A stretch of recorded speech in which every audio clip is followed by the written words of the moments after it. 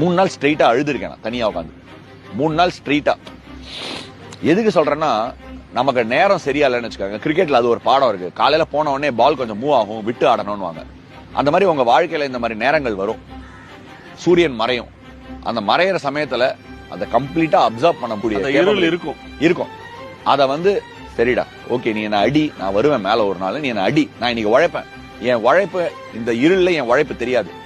ஆனா அது விளங்கின உடனே என் உழைப்புக்கு 10 மடங்கு பெனிஃபிட் கிடைக்கும். எஃபர்ட் போட்டீங்க? அட போடா, நான் என்ன வேணா விளையாடுறேன்.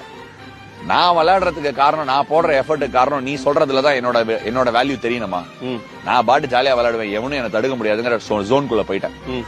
அது போனதுல இருந்து எனக்கு ஆளுங்க யாருமே மேட்டர் ஆகுது.